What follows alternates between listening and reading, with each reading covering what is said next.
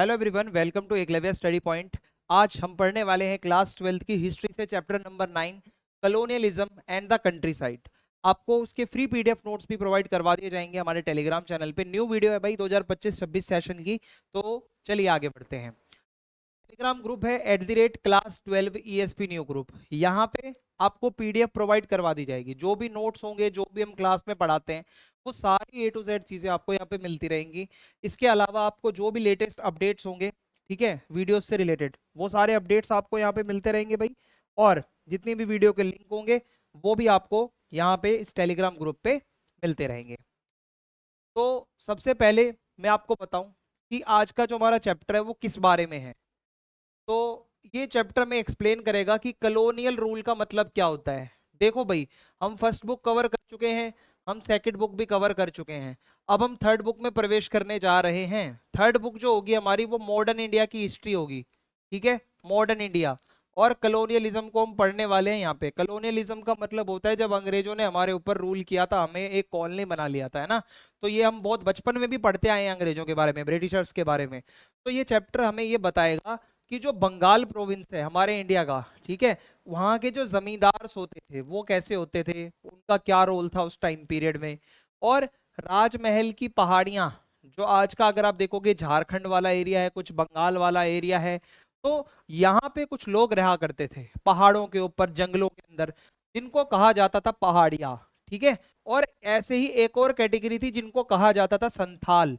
ये लोग कौन थे आपको चैप्टर के अंदर पता चलेगा। बेसिकली मैं आपको एक ओवरव्यू दे रहा हूँ कि आज की जो हमारी वीडियो है उसमें हम पहाड़िया लोगों के बारे में पढ़ेंगे, संथाल लोगों के बारे में पढ़ेंगे। और कंट्री साइड का मतलब होता है देहात, गांव देहात, वहां पे खेती की क्या सिचुएशन थी, जो पेजेंट्स होते हैं उनके क्या हाल थे। तो ये सारी बातें हम यहाँ पे पढ़ने वाले हैं। ठीक है। तो फोकस हमारा यही रहने वाला है कि ईस्ट इंडिया कंपनी कैसे इंडिया में आई और हमारे रूरल इंडिया को उन्होंने सबसे पहले कंट्रोल में लिया। अब भाई ईस्ट इंडिया कंपनी का नाम तो आप सबने सुना होगा, ठीक है, आपकी एनसीईआरटी ने सीधा मेंशन कर दिया ईस्ट इंडिया कंपनी। अब बहुत से बच्चे हमारे ऐसे भी होंगे जिनको याद नहीं आ रहा होगा कि भाई नाम तो सुना सुना है पर ईस्ट इंडिया कंपनी है कौन। तो मैं आपको बता देता हूँ। ईस्ट इंडिया कंपनी एक ट्रेडिंग कंपनी थी, मतलब कि वो एक व्यापार करने के लिए आई थी। ठीक है। उसका मेन पर्पस था व्यापार करके पैसा छापना। तो ये ब्रिटिशर्स ने स्टार्ट करी थी ईयर 1600 में। ओके, जो ईस्ट इंडिया कंपनी है अपनी। और हुआ क्या, शुरू शुरू में तो इनका एम सिर्फ बिजनेस था, बस पैसा छापना इनका एम था। तो आप देखो, ये इस तरीके से जाते थे और जो भी सामान इनको खरीदना बेचना है, ये अपना बिजनेस के ऊपर फोकस करते थे। जैसे कि मसाले खरीदना, buying spices, cotton, silk, Indigo and selling them in Europe. तो यहां से ये सारी चीजें खरीद के जाते थे सस्ते रेटों पे और जाके अपने यूरोप में बेच दिया करते थे। ओके, तो इस तरीके से ये ईस्ट इंडिया कंपनी थी अपनी। तो मैंने आपको बता दिया है ईस्ट इंडिया कंपनी का बैकग्राउंड। ये कौन थे, ये अंग्रेज थे। ये क्या करते थे, व्यापार करते थे। इनिशियली इनका एम क्या था, सामान को खरीदना बेचना। ओके जी, अब हम आगे बढ़ते हैं। अब ये ट्रेडर से रूलर बन गए। जी हाँ, आपने सही सुना, ये ट्रेडर थे, व्यापारी थे, अब ये रूलर बन गए। अब ये रूलर कैसे बन गए, अब धीरे धीरे धीरे जो ईस्ट इंडिया कंपनी थी ये बहुत पावरफुल बन गई हमारे इंडिया के अंदर। और ये लड़ाइयां लड़ने लग गए भाई, बैटल्स लड़ रहे हैं बड़ी बड़ी। जैसे battle of Plassey 1757, battle of Buxar 1764, और यहां तक कि ये बैटल्स को जीत भी रहे हैं। और इन्होंने बंगाल प्रोविंस के ऊपर कंट्रोल भी बना लिया। और ऐसे ही बंगाल जैसे और भी बहुत सारे पॉइंट्स के ऊपर इन्होंने कंट्रोल बना लिया भाई। अब आप ये मान के चलो, जो ट्रेड करने आए थे वो काम छोड़कर इन्होंने जब देखा कि भाई यहाँ के लोगों में यूनिटी तो है ही नहीं, ये तो आपस में ही लड़ते रहते हैं, तो क्यों ना हम इन लोगों के ऊपर, एक तो ये अनपढ़ है अपने जो इंडियंस थे, तो हम क्यों ना इनको अपने कंट्रोल में ले लें और खुद यहाँ पे हम, है ना, बॉस बन के बैठ जाएं। तो जैसे ही ईस्ट इंडिया कंपनी को पावर मिली, East India Company did not just trade, it also started collecting taxes and making laws. भाई ये बंदे व्यापार करने आए थे और इन्होंने धीरे धीरे बैटल्स लड़ी, बैटल्स जीती, और एरिया को कंट्रोल में करके अब ये उसी एरिया से भाई टैक्स भी ले रहे हैं लोगों से वहां के, और यहां तक कि लॉज भी बना रहे हैं वहां के लोगों के लिए, कानून भी बना रहे हैं। तो आप ये मान के चलो कि एक तो इनका काम था ट्रेडिंग करना, ठीक है भाई, व्यापार करना इनका काम था। अब व्यापार से ये कब रूलर बन गए भाई, मतलब व्यापार करते करते व्यापारी से रूलर बन गए, तो पता ही नहीं चला। Company in the country side. अब मैं आपको आगे बताता हूँ गांव देहात के अंदर ये ईस्ट इंडिया कंपनी ने क्या क्या किया। तो ईस्ट इंडिया कंपनी की शॉर्ट फॉर्म यहाँ पे लिखी हुई है EIC, तो कंफ्यूज कोई ना होए, ठीक है। तो east India company maximum revenue कमाना चाहती थी, मैक्सिमम, ज्यादा से ज्यादा ये लोग पैसा छापना चाहते थे, और ये पैसा आना था एग्रीकल्चर से, ताकि उस पैसे से फिर ये लोग अपना ट्रेड करें और अपनी आर्मी के ऊपर वो पैसा इनको लगाना था। समझ आ गया भाई यहां तक आपको? तो ये काम इनको करना था। To achieve this it introduce new land and tax systems. तो अब इनको पैसा चाहिए था, मनी चाहिए थी। तो मनी के लिए इन्होंने क्या करा, एक टैक्स का पूरा सिस्टमैटिक तरीका बनाया कि आखिरकार ये टैक्स इन तक आएगा कैसे, और ये टैक्स लाएगा कौन इनके लिए, ठीक है। हर जगह ये खुद नहीं जाते थे, ये बहुत बहुत चालाक थे। तो जो बंगाल के जमींदार थे, जमींदार कौन होता है भाई, मैंने आपको पिछले चैप्टर में भी पढ़ाया है, जो जमीनों का मालिक है, जिसके पास एक सोशल स्टेटस है अच्छा, जिसके पास पैसा है। तो इन जमींदार को रिस्पॉन्सिबल बनाया गया रेवेन्यू कलेक्ट करने के लिए। इनको बोला गया भाई बात सुनो, आप जाओगे, हमें इतना टैक्स लेकर आकर आप दोगे, ठीक है, आपकी ये रिस्पॉन्सिबिलिटी है। और कुछ ट्राइबल ग्रुप्स होते थे, जैसे Paharia, Santhal, faced land loss as forest were cleared for farming. तो जो पहाड़ी और संथाल लोग थे, ये जंगलों के आसपास, पहाड़ियों के आसपास रहा करते थे, और अंग्रेज लोग जंगलों को उजाड़ मानते थे, सिविलाइज्ड लोग मानते थे वो जंगल में रहने वाले लोगों को, जो जिनकी एक तरीके से पूरा लाइवलीहुड फॉरेस्ट से कनेक्टेड है, इनके लिए कोई मैटर नहीं करता था। अंग्रेजों ने फॉरेस्ट को दबा के क्लियर करा पहले तो, ठीक है। और इससे सबसे ज्यादा प्रॉब्लम्स कौन फेस करेगा, पहाड़ी लोग फेस करेंगे, जो पहाड़ियों में जंगलों में रह रहे हैं। इसके अलावा जो अपने इंडिया का डेक्कन वाला एरिया है, अगर आप मेरा ध्यान यहाँ पे आप अपना ध्यान इधर दें, ये डेक्कन का एरिया होता है ये वाला। यहाँ पर इन्होंने किसानों को भाई ये समझ लो उनका खून चूस लिया इन्होंने, बहुत बहुत तरीके से उनको एक्सप्लॉइट किया, जितना ज्यादा टैक्स के बर्डन में दबा दिया उनको, जितना ये उनको परेशान कर सकते थे। तो एट द एंड उन विचारों को रिवॉल्ट ही करने पड़े, के पास कोई और ऑप्शन नहीं था भाई, इन्होंने इतना ज्यादा उसको तंग कर दिया था। लोगों के ऊपर क्या इम्पैक्ट पड़ा, देखो इन सारी चीजें जो भी अभी चल रही है कहानी, इससे किसको क्या इम्पैक्ट पड़ा मैं आपको बताता हूँ। रिच कौन हुआ, जो कुछ थोड़े बहुत जमींदार थे भाई वो अमीर हो गए, और जो मनी लेंडर्स थे, जो साहूकार होते हैं ना, जो मनी उधार पर देते हैं, ब्याज पर देते हैं, वो पैसे वाले हो गए। गरीब कौन हुआ, जो बेचारे किसान हैं, पेजेंट्स हैं, और जो ट्राइबल लोग हैं बेचारे, उनकी जमीन चली गई, और वो डेब्ट यानी कि कर्ज में दब गए। और people often had no choice but to borrow money और माइग्रेट। लोगों के पास कोई चॉइस ही नहीं बची, एक चॉइस है, या तो भाई पैसा उधार लो और उससे टैक्स भरो, या फिर आप माइग्रेट करो, भाग जाओ, वो एरिया ही छोड़ के चले जाओ वहां से। तो ये सारा मैटर है। अब जितना भी मैंने आपको एक मैटर बताया है, एक इंट्रोडक्शन, एक ओवरव्यू आपको दिया है, आपको ये पता होना चाहिए कि मैं किस आधार पर ये सारी बातें कर रहा हूं। ये सारी बातें हैं कुछ सोर्सेस के आधार पर। सोर्सेस कौन से हैं, देखो भाई, टू अंडरस्टैंड रूरल लाइफ, अगर आपको कॉलोनियलिज्म यानी कि अंग्रेजों के टाइम पे गांव का जीवन कैसा होता था इसको समझना है, सबसे पहले आपको कुछ सोर्सेस का यूज करना पड़ेगा। सबसे पहले कुछ रेवेन्यू रिकॉर्ड्स और कुछ सर्वे जो अंग्रेजों ने करवाए थे, ये ऑफिशियल गवर्नमेंट डॉक्यूमेंट माने जाते हैं, ठीक है। एक तो ये हमारा सोर्स हो जाएगा। इसके अलावा जर्नल्स कुछ लोग लिखा करते थे, ट्रैवल अकाउंट्स, कोई अगर मान लो घूमने फिरने आया, और वो जब आएगा तो वो वहां पे कुछ देखेगा भी, जब देखेगा तो उसके बारे में लिखेगा भी, और जब लिखेगा तो वो भी एक हमारे लिए सोर्स बन जाता है हिस्ट्री का।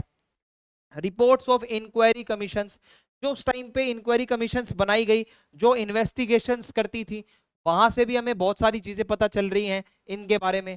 तो ये हमारे सामने कुछ सोर्सेस सामने आ जाते हैं जो मैंने आपको बताए, रेवेन्यू रिकॉर्ड्स है, ट्रैवल अकाउंट्स है एंड ऑल, ठीक है।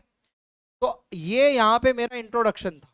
आई होप आपको यहाँ से कहानी थोड़ी तो समझ में आई होगी कि अब हम आगे पढ़ने क्या वाले हैं। अपने को सिर्फ रटना नहीं है भाई, अपने को चैप्टर को कनेक्ट करते हुए पूरा पढ़ना है। तो अब हमारा यहाँ पे पहला टॉपिक है एनसीईआरटी से, बंगाल एंड द जमींदार्स।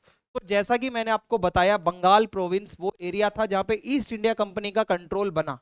तो बंगाल प्रोविंस में क्या क्या चीजें हुई, आइए देखते हैं। सबसे पहले तो एक कहानी आती है यहाँ पे एक ऑक्शन की। ऑक्शन का मतलब होता है बोली लगाना। तो किस चीज की बोली लगाई जा रही थी, देखो भाई, 1797 की बात है। व्हाट हैपेंड, हुआ क्या था? तो बर्तवान का राजा था, ठीक है। राजा का मतलब आप ये मत समझना किंग, राजा का मतलब यहाँ पे डिफरेंट है। जो थोड़े पैसे वाले लोग होते थे, जिनका सोशल स्टेटस ऊपर था, उनको भी राजा कहा जाता था। तो उसकी जो एस्टेट है, जो उसकी प्रॉपर्टी है, उसको ऑक्शन में यानी कि नीलाम किया जा रहा था, क्योंकि उसने ईस्ट इंडिया कंपनी को टैक्स नहीं दिया था। उसकी भी वो जमीन थी। अगर आप टैक्स नहीं दोगे तो अंग्रेज आपकी जमीन को बेच देंगे आकर, और वो वहां से अपना पैसा निकालेंगे। तो बहुत सारे लोग खरीदने में आए हुए थे वहां पे, वो जो बोली लग रही थी। लेकिन ये पता चला कि ज्यादातर जो लोग खरीदने आए थे वो राजा के ही अपने बंदे थे, उसी के एजेंट थे, जो सीक्रेटली उसके बिहाफ पर वो जमीन वापस लेने आए थे। तो अब आप ये मान के चलो, राजा की जमीन को नीलाम करवाया अंग्रेजों ने, दिमाग दिखाया।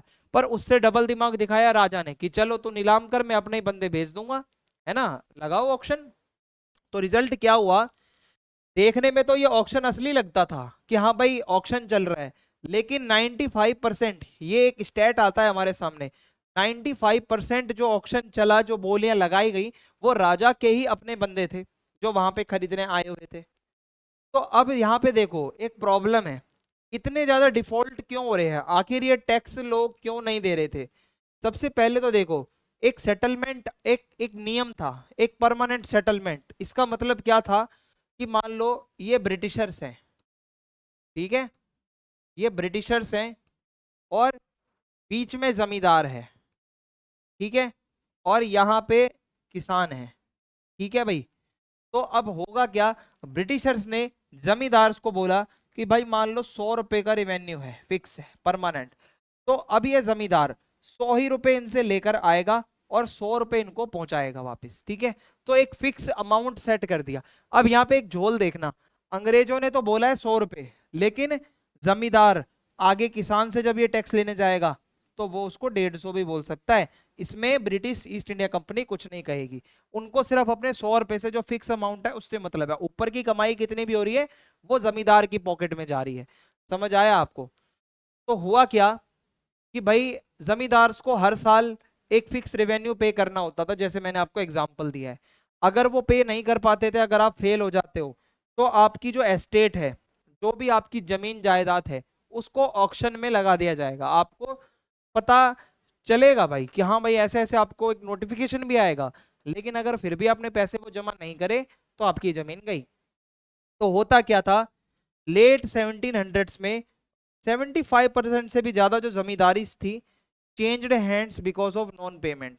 यानी कि कईयों की जमींदारियां चली गई, कईयों की जमीन चली गई, क्योंकि पेमेंट टाइम पे नहीं करते थे। अब मैं आपको बताता हूँ परमानेंट सेटलमेंट को थोड़ा सा और गहराई में जाकर, ताकि आपको थोड़ी सी पिक्चर और क्लियर हो जाए यहाँ पे कि हम यहाँ पे कर क्या रहे हैं, ठीक है। देखो भाई, permanent settlement the British idea 1793। तो 1770s के आसपास बंगाल की जो रूरल इकोनॉमी थी वो बहुत ही ज्यादा खतरे में थी। यानी कि जो वहां के गांव की पूरी इकोनॉमी थी वो बहुत ज्यादा खतरे में चल रही थी। क्यों? क्योंकि अकाल पड़ रहे थे, फेमाइंस, लो आउटपुट, ज्यादा प्रोडक्शन नहीं था, पुअर रिवेन्यू, ज्यादा रिवेन्यू वहां से बनता नहीं था। तो ब्रिटिशर्स ने एक प्लान बनाया कि हम क्या करेंगे, हमेशा के लिए एक फिक्स रेवेन्यू लेंगे, चाहे वो 100 रुपए हो, चाहे वो 1000 रुपए हो, चाहे वो 200 रुपए हो, ठीक है। अमाउंट फिक्स रहेगा, अमाउंट बदलेगा नहीं। और जो जमींदार होंगे वो क्या करेंगे कि भाई वो उस अमाउंट को ला कर देंगे, ठीक है। और इफ जमींदार secure rights they would invest in agriculture. और इन्होंने सोचा कि हम जमींदार को थोड़े राइट्स भी देंगे, ताकि वो लोग कुछ पैसा एग्रीकल्चर पे लगाएं और एग्रीकल्चर से कुछ प्रोडक्शन हो और पैसा आए। तो इनकी एक्सपेक्टेशन तो ये थी अंग्रेजों की, जो ईस्ट इंडिया कंपनी है, कि रेगुलर एक इनकम बनेगी। लेकिन जो जमींदार लोग होते थे वो लॉयल भी रहते थे ब्रिटिशर्स के लिए, और इनको फायदा भी होता था, कुछ 100, 150, 200 रुपए अपनी जेब में भी मार लेते थे। और जो गांव होते हैं वहां पे क्या होता है कि भाई इनको एक तरीके से अंग्रेजों को ये लग रहा था कि गांव से अच्छा खासा पैसा इनको मिलेगा, फार्मिंग अच्छी हो जाएगी, ट्रेड हो जाएगा। अब मैं आपको बताता हूँ who were the zamindars under the company. वो कौन होता है, कौन काम करता था, कौन जमींदार होता था? तो देखो भाई, यहाँ पे जमींदार वर्ड का मतलब पिछले चैप्टर तक क्या था? जमींदार वर्ड का मतलब पिछले चैप्टर तक ये था कि लैंड होल्डर या लैंड ओनर, ठीक है, इसी को तो आप जमींदार कहते हो। अगर इस चैप्टर में कोई आपसे पूछे कि जमींदार का मतलब क्या होता है, तो क्या आप उसको ये बताओगे लैंड ओनर? नो, आप उसको ये बताओगे कि जमींदार का मतलब होता है रिवेन्यू कलेक्टर। समझ में आ रहा है? अंग्रेजों ने उनका रोल थोड़ा सा चेंज कर दिया यहाँ पे कि ये ट्रेडिशनल लैंड ओनर नहीं है, अब जमींदार का काम है रेवेन्यू कलेक्ट करना। So now zamindars are revenue collectors. Okay, तो इनकी ड्यूटी क्या है? जमींदारों की ड्यूटी है collect rent from peasants in hundreds of villages. सौ सौ गांव तक घूमकर जो भी किसान हैं उनसे पैसे लाना, उनसे रेवेन्यू, उनसे टैक्स कलेक्ट करके आना। पे fix revenue to the company. मैंने आपको अभी बताया था कि जो भी कंपनी ने अमाउंट सेट किया है वो इनको पे करना पड़ेगा लाके, ठीक है? और जितना भी बाकी का पैसा ऊपर का बचेगा वो इनकी इनकम है। लेकिन एक रिस्क था भाई इसमें, अगर ये पे नहीं कर पाए जितना अमाउंट, जितनी जिम्मेदारी इनको दी गई है, तो इनकी जमीन को ऑक्शन कर दिया जाएगा, इनकी जमीन को नीलाम कर दिया जाएगा। ये होता था। अब देखो यहाँ पे एक मामला बहुत होता था, जो जमींदार लोग होते थे वो पेमेंट करने में डिफॉल्ट कर दिया करते थे, यानी कि वो कभी कभी पेमेंट देते नहीं थे। तो होता क्या था, कंपनी की जो एक्सपेक्टेशंस थी वो बहुत ज्यादा थी। जो ब्रिटिशर्स थे वो ये सोचते थे कि हम परमानेंट रेवेन्यू अगर फिक्स कर देंगे तो इससे क्या होगा, fixing permanent revenue will make zamindar feel safe, with security zamindars will invest in land. तो इनको ये लगता था कि अगर एक फिक्स पैसा आएगा तो उसका कुछ हिस्सा ये भी रखेंगे, कुछ एग्रीकल्चर का भी भला होगा और इससे रिवेन्यू और ज्यादा स्मूथली आएगा, जमींदार लोग भी मोटिवेटेड रहेंगे, पैसा आता रहेगा। तो इस तरीके से कंपनी को रेगुलर इनकम मिलती रहेगी, जमींदार्स को प्रॉफिट मिलता रहेगा और पीजेंट्स का डेवलपमेंट होता रहेगा। लेकिन ये जो पूरा प्लान इन्होंने बनाया था ना, जिसमें ये सबका भला करना चाह रहे हैं, भला हुआ नहीं। यहाँ पे मामला सारा थोड़ा उल्टा हो गया। रियलिटी क्या थी कि जमींदार तो पे ही नहीं कर पा रहे हैं, क्योंकि जो इनकी डिमांड थी वो इतनी ज्यादा थी, जितना प्रोडक्शन नहीं हो रहा था उतना तो ये लोग टैक्स फिक्स करके बैठे अंग्रेज। हुआ क्या था, 1793 में east India company deliberately fixed very high revenues, यानी कि इन्होंने बहुत ज्यादा हाई रेवेन्यू फिक्स कर दिया था। क्यों? क्योंकि उनको ये डर था कि if cultivation increase in future they would lose chance to raise taxes. याद रखना ये परमानेंट सेटलमेंट की बात हो रही है। परमानेंट सेटलमेंट का मतलब ही यही था कि एक ही बारी में फॉरएवर के लिए आप वहां पे फिक्स करने जा रहे हो एक टैक्स का अमाउंट। तो अगर ये कम अमाउंट फिक्स करेंगे तो इनको फ्यूचर में लॉस हो सकता था, क्योंकि अगर फ्यूचर में कल्टीवेशन एग्रीकल्चर बढ़ा तो ये पैसे नहीं बढ़ा सकते वहां पे बाद में। तो इन्होंने शुरू से ही वो जो डिमांड होती है, जो पैसा होता है, इन्होंने हाई कर दिया। अब इन्होंने पैसा तो हाई कर दिया, फ्यूचर को देखते हुए भाई प्रेजेंट की तो हालत देख लो, क्या इतना प्रोडक्शन भी हो रहा था वहां पे। तो इन्होंने फ्यूचर प्रॉफिट को कवर करने के लिए रेवेन्यू डिमांड को बहुत हैवी कर दिया शुरू से ही। तो जमींदार तो इसके भाई बोझ तले दब गए, इतना टैक्स वो कहां से लाएंगे, ये तो फ्यूचर को सोच के बना रहे हैं। फिर क्या हुआ, लो एग्रीकल्चरल प्राइसेस इन 1790s। हुआ क्या, एट द सेम टाइम जो फसलों का रेट होता था वो बहुत कम था। तो जो पीजेंट होते थे, जिनको रैयत भी कहते हैं, उनकी अर्निंग बहुत कम थी। तो वो रेंट टाइम पे नहीं दे पाते थे, जो भी उनसे रेवेन्यू या टैक्स लेना होता था वो टाइम पर नहीं पे कर पाते थे, बिकॉज उनकी अर्निंग उतनी ज्यादा नहीं होती थी। तो अगर पीजेंट ही पे नहीं कर पाएंगे तो जमींदार कहां से पे करेगा? जमींदार के पास कहां से आएगा पैसा, सभी का पैसा वो कहां से लाके पे करेगा अगर किसान ही पे नहीं करेंगे? और क्या था, रिजिड एंड हार्श सिस्टम था भाई, बहुत ज्यादा। इनका जो परमानेंट सेटलमेंट का सिस्टम था ये बहुत गंदा, बहुत रिजिड था। क्यों? क्योंकि कंपनी बहुत स्ट्रिक्ट थी। रेवेन्यू को कैश में पे करना होता था, ऑन टाइम, एवरी ईयर, हर साल सही समय पर कैश में पैसे चाहिए इनको। अगर आप नहीं दोगे उस डेडलाइन के सनसेट तक तो जमींदारी को ऑक्शन कर दिया जाएगा। आपको एक डेडलाइन दी जाती है, आप उस डेडलाइन तक अगर नहीं आते हो, सनसेट होने तक का इंतजार किया जाएगा। सनसेट हो गया, समझो चलो भाई उठाओ इसकी जमीनें बेच दो।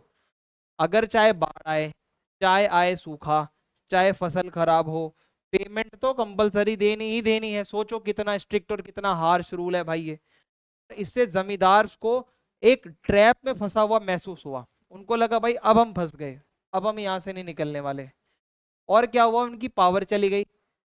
पहले जमींदार जो होते थे वो अपने एरिया के लोकल रूलर भी होते थे, उनके पास ट्रूप होते थे, पुलिस होती थी, कोर्ट भी लगाते थे ये अपनी। लेकिन ईस्ट इंडिया कंपनी ने क्या करा कि भाई उनकी सारी पावर छीन के बस उनको एक वो रेवेन्यू कलेक्टर बना दिया। तो उनकी आर्मी को बंद करवा दिया, उनकी जो कस्टम ड्यूटीज थी, ठीक है, जो उनकी ट्रेड से इनकम आती थी वो बंद करवा दी। जो कोर्ट कचहरी वो लगाते थे, जो भाई कंपनी कलेक्टर, ठीक है, वो अब वो मतलब पहले जमींदार लगाते थे कोर्ट कचहरी, अब कंपनी के कलेक्टर लगाने लग गए, ठीक है। और लोकल पुलिस और जो जस्टिस का ये थोड़ा बहुत काम करते थे वो भी इनसे छीन लिया काम। तो इनकी पावर तो सारी छीन ली ईस्ट इंडिया कंपनी ने, तो जो इनकी पावर होती थी वो तो अब बची नहीं इनके पास, ठीक है। अब यहाँ पे प्रॉब्लम क्या है, रेंट कलेक्ट करना कभी भी आसान नहीं था। अगर फसल खराब है, बैड हार्वेस्ट है, तो पीजेंट्स को जेन्युइनली वो चांस नहीं मिलेगा वो पे कर पाए। तो समटाइम्स जो रैयत होते हैं, किसान होते हैं, वो कभी कभी डेलिबरेटली भी डिले कर देते पेमेंट। उनको पता है कि भाई अगर जमींदार इतना मजबूत नहीं है तो उसको दो ही मत पैसे। तो उसके अलावा कुछ अमीर किसान भी होते थे गांव में, जिनको जोतदार कहा जाता है या मंडल कहा जाता है, ये मैंने आपको पिछले चैप्टर में पढ़ाया होगा, जोतदार। तो जो अमीर किसान होते थे वो अक्सर यहाँ पे गरीब किसानों को सपोर्ट करते थे अगेंस्ट द जमींदार, ताकि वो जमींदारों को और ज्यादा वीक करें। तो इनकी अलग ही राइवलरी चल रही है गांव के गांव में। और लीगल केस भी बहुत सारे हुए। बर्दवान के अंदर अंदर 30,000 suits for arrears of rent in 1798। सोचो, इतने सारे लीगल केसेस चल रहे हैं रेंट को लेकर सिर्फ बर्दवान में, बंगाल के वहां पे। और तो even when zamindars tried, they could not maintain control over villages. Zamindars चाह कर भी गांव के ऊपर कंट्रोल अपना नहीं बना पा रहे थे, ये आप याद रख लो। तो ये कुछ प्रॉब्लम्स हैं जो भाई जमींदार लोग फेस कर रहे थे। अब मैं आपको अगला टॉपिक पढ़ाता हूँ। यहाँ पे आपको मैं बताऊंगा जोतदार किसे कहते हैं, जोतदार होते कौन है। तो जोतदार जो होते हैं ये अमीर किसान होते हैं, रिच पीजेंट होते हैं बंगाल के। तो जो बंगाल में रहने वाले कुछ पैसे वाले किसान थे, तो bye the early 19th century उनके पास अच्छा खासा वास्ट लैंड का एरिया था। आप समझ लो हजारों एकड़ का। और जितना भी लोकल ट्रेड होता था ये उसको कंट्रोल करते थे, और जो पैसे उधार देने होते थे ये भी देते थे। और कल्टीवेशन जो होती थी वो शेयर क्रॉपर लोग करते थे, ठीक है। जो अधियार होते हैं, जो शेयर क्रॉपिंग करते हैं, बटाईदार होते हैं, जो बेचारे रेंट पर आते हैं, खेती करके जाते हैं। तो शेयर क्रॉपर्स अपना खुद का हल वगैरह लाते थे, इनके खेतों में काम करते थे, अमीर लोगों के, किसानों के। और आधा जो भी प्रोडक्शन का होता था हिस्सा वो जोतदार को देकर जाते थे एज रेंट, और बाकी का वो ले जाते थे। तो ये होते हैं जोतदार। आई होप आपको जोतदार वर्ड का मतलब समझ में आया होगा। जो रिच पीजेंट होता है, जो अमीर किसान होता है। Why were they more powerful than zamindars. तो जमींदार से ज्यादा जोतदार पावरफुल क्यों होते थे? क्योंकि देखो भाई, एक तो जोतदार लोग गांव में रहते थे और जमींदार लोग शहर में रहते थे। तो गांव में जो रहेगा वो पीजेंट्स के ज्यादा क्लोज होगा, और जमींदार ऑफन टाउन्स में रहा करते थे, ये मैंने आपको बता दिया। और इनका डायरेक्ट कंट्रोल होता था पुअर कल्टीवेटर्स के ऊपर, जो बेचारे गरीब किसान होते हैं। तो उनकी मदद कौन करता था? जोतदार लोग करते थे।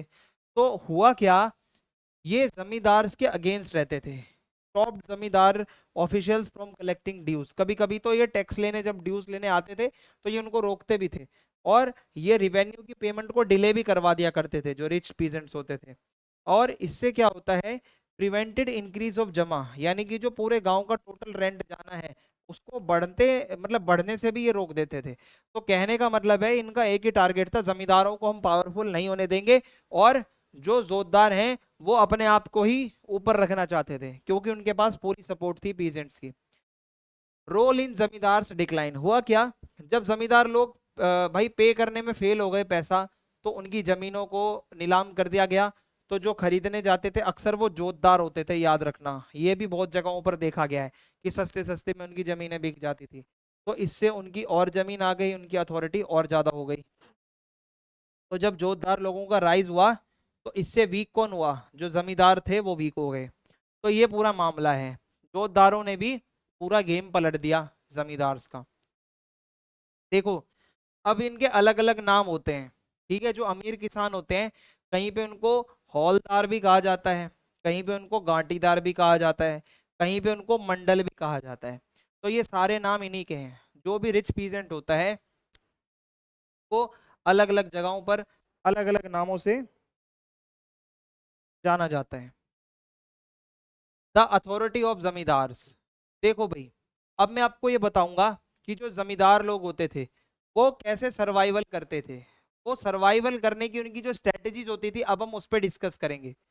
तो चाहे कितना भी हैवी से हैवी रेवेन्यू की डिमांड हो और कितना भी रिस्क हो जमींदार के जमीन के ऑक्शन का, उनके पास अभी भी कुछ स्मार्ट तरीके, कुछ ऐसी ट्रिक्स होती थी जिससे वो अपनी जमीनों को बचा लेते थे, सरवाइव कर लेते थे। जैसे सबसे पहला है फिक्शियस सेल, फेक नकली सेल करवाना। ये कैसे हो पाएगा? जैसे कि जो बर्दवान का राजा था वो क्या करता था, सबसे पहले तो वो अपनी जमीन को अपनी मम्मी के नाम कर सकता था। तो इससे क्या होगा, ईस्ट इंडिया कंपनी कभी भी विमेन के नाम की प्रॉपर्टी को नहीं लेती थी। तो ये एक बहुत स्मार्ट तरीका होता है कि आप अपने मम्मी के नाम पे कर दो। या फिर वो क्या करता था, allowed arrears to accumulate estate went to auction. ठीक है, यहाँ तो वो ये कर सकता है कि भाई allowed arrears to accumulate and estate went to auction, फिर उसके बाद वो जाएगी कि भाई वो आपकी जमीन वहां पे चली जाएगी, ठीक है, नीलामी में। और जमींदार अपने ही बंदे भेज देगा फिर वहां पे नीलामी में बिडिंग के लिए, और वहां पे खरीद भी लेगा। और होगा क्या, नेवर पेड द प्राइस, बोली लगा के आ जाएंगे पर वो पैसे देंगे नहीं वहां पे। तो फिर री ऑक्शन होगा, फिर दोबारा इसी के बंदे खरीदेंगे, दोबारा वो पेमेंट नहीं देंगे। तो बार बार जब ऐसी बिडिंग होगी और पैसे नहीं आएंगे तो होगा क्या, यही कम दाम में जमीन बिकेगी फिर, ठीक है, सस्ते में बिकेगी और यही वापस ले लेंगे। तो होगा क्या, बहुत ही रेयर चांसेस ऐसे होते हैं कि भाई ईस्ट इंडिया कंपनी को उनका पैसा वापस मिल पाए अगर ये ऑक्शन चल रहा है, वरना फिक्शियस सेल होती थी। तो ये सारी बातें थी। और क्या है, रेजिस्टेंस अगेंस्ट आउटसाइडर। अब मान लो किसी बाहर के बंदे ने अगर इनकी जमीन को खरीदा है, तो ये लोग क्या करेंगे कि भाई जो जमींदार लोग होते थे उनके पास एक लठियाल नाम से कुछ हाथ में लठ लिए हुए लोग होते थे, बॉडीगार्ड टाइप, जो बाहर के लोगों पे अटैक कर दिया करते थे, लठियाल्स होते थे। और जो पीजेंट होते थे, जो किसान हैं, वो भी नए बायर्स को रोकते थे आने से खेतों में और जमीनों में। तो ये दिखाता है कि वो जमींदार के लिए भी कुछ लोग लॉयल थे। और पीजेंट जो है वो खुद को जमींदार की प्रजा भी मानते थे, ठीक है। अगर मान लो जमींदार की जमींदारी चली गई, उसकी जमीन बिक गई, तो समझ लो सारे किसान अपनी इज्जत पे ये बात ले लेते थे। तो जमींदार जो है वो कहीं ना कहीं जो उनको एक लॉयल लोगों का भी सपोर्ट मिलता था, तो उससे भी इनकी जमीनें थोड़ी बच जाती थी। Recovery of zamindar power by the early 19th century. हुआ क्या, prices recovered after the crisis of 1790s, revenue rules became more flexible। तो अब थोड़े जो रिवेन्यू के रूल्स है थोड़ा उसको फ्लेक्सिबल किया गया ताकि कुछ रिकवरी हो पाए।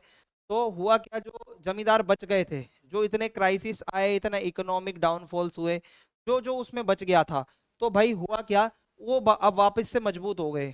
तो इसके बाद क्या हुआ, ग्रेट डिप्रेशन का टाइम आया। During the great depression of 1930s agricultural prices crashed again. और इस टाइम पे वापस से जो एग्रीकल्चरल प्राइसेस थे वो बहुत ज्यादा क्रैश हो गए थे, ठीक है। और आप मान के चलो कि फिर जोतदार जो होते हैं वो बंगाल में ज्यादा पावरफुल हो गए थे। तो आप मान के चलो धीरे धीरे ये सारी चीजें शिफ्ट हुई हैं, कभी पावर जमींदार के हक में जा रही है, कभी जोतदार के हक में जा रही है। अब यहाँ पे एक टॉपिक आता है फिफ्थ रिपोर्ट का। 1813 की बात है, एक रिपोर्ट के बारे में अब मैं आपको बताने वाला हूँ, ठीक है। और इसको फिफ्थ रिपोर्ट कहा जाता है। तो ब्रिटेन के पार्लियामेंट के अंदर 1813 में एक रिपोर्ट आई थी जिसको फिफ्थ रिपोर्ट का नाम दिया गया है। ईस्ट इंडिया कंपनी का जो भी एडमिनिस्ट्रेशन है इंडिया में, जो भी उन्होंने काम किया है अभी तक, तो उसी की एक सीरीज बनाई गई, नंबर 1, नंबर 2, 3, 4, 5। तो उसकी सीरीज में ये 5वें नंबर की रिपोर्ट थी। तो इसमें टोटल 1002 पेजेस थे और 800 पेजेस थे जिसमें सिर्फ अर्जियां थी, अपेंडिसेस थे। यानी कि यहाँ पे समझ लो बवाल से मची हुई ये पूरी रिपोर्ट थी कि मतलब इनका एडमिनिस्ट्रेशन उतना अच्छा नहीं था। तो उसके कंटेंट में लिखा हुआ था, जमींदारों की और किसानों की, रैयत लोगों की पिटीशंस लगी हुई हैं, कलेक्टर्स की रिपोर्ट है अलग अलग डिस्ट्रिक्ट से, और स्टेट्स की टेबल है रिवेन्यू को लेकर कहाँ से कितना आ रहा है, और रिवेन्यू और जुडिशियल एडमिनिस्ट्रेशन कैसा था बंगाल का और मद्रास का, इसको लेकर नोट्स लिखे हुए हैं। तो पूरी डिटेल्ड उसमें एक एक इंफॉर्मेशन दी हुई है कि ईस्ट इंडिया कंपनी कैसे काम कर रही है। तो आप ये मान के चलो फिफ्थ रिपोर्ट में एक डिटेल्ड रिकॉर्ड था कि कॉलोनियल रूल इंडिया के अंदर खासकर कंट्री साइड यानी कि गांव के अंदर कैसे काम कर रहा था, ठीक है। ये इसको बहुत डिटेल में लिखा गया था। अब इसको लिखा क्यों गया फिफ्थ रिपोर्ट को, 1760s के आसपास क्या हुआ था, ईस्ट इंडिया कंपनी का जो रूल था ना, उसके ऊपर बहुत डिबेट चल रही थी। कोई कह रहा था कि ये लोग ना बहुत भ्रष्ट हैं, ये करप्ट हैं, ये इंडिया में बहुत गलत गलत कर रहे हैं। तो हुआ क्या था, जो प्राइवेट ट्रेडर्स थे ब्रिटेन के, वो चाहते थे कि सिर्फ ईस्ट इंडिया कंपनी ही ट्रेड ना करे, जो उनका मोनोपोली हो रखा है इंडिया और चाइना के साथ जो ट्रेड हो रहा है, वो सारा ईस्ट इंडिया कंपनी क्यों कर रही है भाई, और भी तो प्राइवेट ट्रेडर्स हैं, वो बोलेंगे हमें क्यों नहीं चांस दे रहे हो आप जाने का, हमें भी ट्रेड करना है वहां पे। और इसके अलावा जो ब्रिटिश इंडस्ट्रियलिस्ट थे, वो चाहते थे कि इंडियन मार्केट्स में उनका सामान भी बिके। वहां पे कुछ पॉलिटिकल ग्रुप्स भी थे, वो कह रहे थे कि सिर्फ ईस्ट इंडिया कंपनी का फायदा हो रहा है, ब्रिटेन का या हमारे देश का तो कोई फायदा हो ही नहीं रहा है, इसमें जितना भी पैसा आ रहा है वो ईस्ट इंडिया कंपनी अपने पास रख रही है। तो अब यहाँ पे इन्होंने एक इनसे रिपोर्ट मंगवाई कि अपनी रिपोर्ट दो भाई, सारा मामला है क्या। तो हुआ क्या, कंपनी की जो लालच है, जो करप्शन है, जो उनका गंदा एडमिनिस्ट्रेशन है, वो सारी की सारी चीजें वहां पे बताई गई, ब्रिटिश प्रेस के सामने ये सारी बातें आई। तो पार्लियामेंट ने बहुत सारे एक्ट बनाए कंपनी को रेगुलेट करने के लिए, और बोला कि भाई रिपोर्ट्स देते रहोगे अब आप टाइम टू टाइम, अब ये नहीं होगा अंधेरे में आप अपना पैसा छाप रहे हो, यहाँ पे पागल थोड़ी बैठे हैं। तो फिफ्थ रिपोर्ट जो है वो प्रिपेयर करी सेलेक्ट कमेटी ने, became basis of intense debates in parliament, और यही फिफ्थ रिपोर्ट जो है ये डिबेट का आधार बनी। यानी कि इसी रिपोर्ट के आधार पर वहां पे ब्रिटेन के पार्लियामेंट में डिबेट्स हुई, बहुत लंबी लंबी बहस चली कि ये तो कुछ करते ही नहीं है, जब ये कुछ करते ही नहीं है तो भाई इनको क्यों वहां पे वो कर रखा है, मतलब इन्हीं को ही क्यों मोनोपोली मिली हुई है, बाकी लोगों को क्यों नहीं मिल रही है। इंपॉर्टेंस फॉर हिस्टोरियंस, तो अगर मैं आपको बताऊं फिफ्थ रिपोर्ट बहुत ही जरूरी है हमारे लिए। 150 सालों तक फिफ्थ रिपोर्ट से ही हमें गांव के अंदर, बंगाल के अंदर खासकर 1700s के लेट टाइम में कैसा इनका रूल था, वो फिफ्थ रिपोर्ट से ही पता चलता है। और बहुत ही वैल्यूएबल एविडेंस है, लेकिन आपको इसको केयरफुली करना पड़ेगा, पढ़ना पड़ेगा, क्योंकि इसको किसने लिखा है, क्यों लिखा गया है। तो भाई इसको इसीलिए लिखा गया था ईस्ट इंडिया कंपनी को क्रिटिसाइज करने के लिए, और ताकि पार्लियामेंट के अंदर ये सारी बहसें हो रही थी तो वहां पे ये मुद्दा आया था। मैंने आपको बताया ना ये रिपोर्ट लिखी क्यों गई है, आपको इसका रीजन पता होना चाहिए। अब फिफ्थ रिपोर्ट की कुछ कमियां हैं, अभी कुछ हाल ही में रिसर्च हुई है, ये दिखाती है कि इसमें एग्जेजरेशन बढ़ा चढ़ाकर लिखी हुई बहुत सी बातें हैं। जैसे कि देखो, collapse of zamindars power, extent of zamindari land loss, ठीक है, ये इसके अंदर लिखी गई है, ये बातें थोड़ी सी एग्जेजरेटेड है, लेकिन रियलिटी में क्या हुआ, ऑक्शन होता था, zamindars often retained control through tricks, जो भाई ऑक्शन होता था उनकी जमीनें बिकने के बाद भी वो ट्रिक करके, नकली सेल के द्वारा, या फिर पीजेंट्स भगा देते थे लठियाल वगैरह को बुलाकर। तो होता क्या था कि ये रियलिटी थोड़ी अलग थी, तो रिपोर्ट थोड़ी बायस थी, ठीक है, ये पॉलिटिकल ज्यादा थी, न्यूट्रल नहीं थी ये रिपोर्ट। तो थोड़ा सा ये माना जाता है कि यहाँ पे ये रिपोर्ट ऐसा दिखा रही है कि जमींदार लोगों की पावर जारी है, लेकिन इन रियलिटी वो तो ट्रिक करके भाई अपनी मम्मी के नाम पे प्रॉपर्टी दे दे रहे हैं, वो तो वहां पे लठ लेके बैठे हैं, आ जाओ कौन सा लेगा प्रॉपर्टी। तो ये समझ के आप ये मान के चलो कि थोड़ी बायसनेस तो थी भाई रिपोर्ट के अंदर, नो डाउट। अब यहाँ पे हमारा दूसरा टॉपिक है द हो एंड द प्लो। अब मैं आपको यहाँ पे समझाऊंगा हो एंड प्लो का मतलब क्या है यहाँ पे, ठीक है। तो देखो, इन द हिल्स ऑफ राजमहल, तो अब हम चलेंगे राजमहल की पहाड़ियों में, डोंट वरी भाई कहीं पहाड़ियों में नहीं जा रहे, यहीं पे देखते हैं। तो देखो, एक यहाँ पे एक ऑफिसर है बुकानन। बुकानन कौन है, अर्ली 1800s में फ्रांसिस बुकानन एक ब्रिटिश ऑफिसर था, अधिकारी है, ये जाता है राजमहल की पहाड़ियों के अंदर, ठीक है, राजमहल की हिल्स के अंदर, और वो देखता है जो पहाड़ियां हैं बहुत थिक हैं, वाइल्ड हैं और डेंजरस हैं, मतलब पहाड़ियां इसको बहुत खतरनाक लग रही हैं। और ये भी बताता है जो वहां के विलेजर्स हैं जो रहते हैं वो बहुत अनफ्रेंडली हैं, यानी कि वो ज्यादा फ्रेंडशिप में विश्वास नहीं रखते हैं, वो दूर दूर से ही भगा दे रहे हैं, बात भी नहीं कर रहे हैं, और ऑफिशियल से वो बात भी नहीं करते, डर जाते हैं। और many even ran away from villages when he come, और वो कहते हैं कि जब भी मैं जंगलों की साइड जाता हूँ तो वो मुझे देख के सारे लोग गायब हो जाते हैं, भाग जाते हैं। तो उसने जो डायरी लिखी है उससे आपको एक वहां की लाइफ के बारे में एक पिक्चर मिल जाएगा, है ना, एक थोड़ा सा ये आइडिया मिल जाएगा, पूरी हिस्ट्री तो नहीं मिलेगी पर कम से कम इतना तो पता चलेगा कि वहां के लोग थे कैसे, कैसे रिएक्ट करते थे अगर कोई बाहर का आदमी जाता था। तो ये जो पहाड़ के अंदर रहने वाले लोग हैं ये आखिर हैं कौन, तो इन लोगों को पहाड़िया कहा जाता है। यानी कि पहाड़ का मतलब होता है हिल, और पहाड़िया का मतलब होता है हिल पे रहने वाले लोग, ठीक है। तो ये लोग कहाँ रहते थे? राजमहल की पहाड़ियों में रहा करते थे। अब मैं आपको थोड़ा गांव में जंगलों की तरफ लेके जा रहा हूँ कि वहां पे क्या होता था। खेती बाड़ी तो बहुत पढ़ ली हमने। अब देखो, जब ये पहाड़ों में लोग रहा करते थे तो इनका लाइफस्टाइल कैसा होता था? ये शिफ्टिंग कल्टीवेशन करते थे। अगर आपने जियोग्राफी पढ़ी है तो आपने शिफ्टिंग कल्टीवेशन को जरूर से जरूर पढ़ा होगा। स्लैश एंड बर्न एग्रीकल्चर भी कहा जाता है इसको। तो ये क्या करते थे, जितने भी घास फूस है उसको, बुशिस को ये काटते थे, उनको जला देते थे। तो इसके जो ऐश होते हैं, यानी कि जो इसकी जो राख बचेगी ना, तो उससे क्या होगा, ये जमीन पूरी की पूरी फर्टाइल हो जाएगी। और उसके ऊपर फिर ये दाल उगाते थे, मिलेट्स उगाते थे खाने के लिए। और कुछ साल बाद उस जमीन को वो खाली छोड़ देते थे, फैलो छोड़ देते थे, यानी कि वो जमीन वापस से अपनी फर्टिलिटी गेन कर ले, तो उसको थोड़ा रेस्ट भी दे दिया जाता था। Collected things from forest. अब ये लोग क्या करते थे, जो पहाड़िया लोग होते थे ये जंगलों से कुछ सामान कलेक्ट किया करते थे। जैसे कि देखो, महुआ के फ्लावर्स, ठीक है, जो कि फूड और ड्रिंक में यूज होते थे। सिल्क ककून्स, रेजिन, इनको ये मार्केट में बेच देते थे। लकड़ियां, ये चारकोल के लिए यूज कर रहे हैं।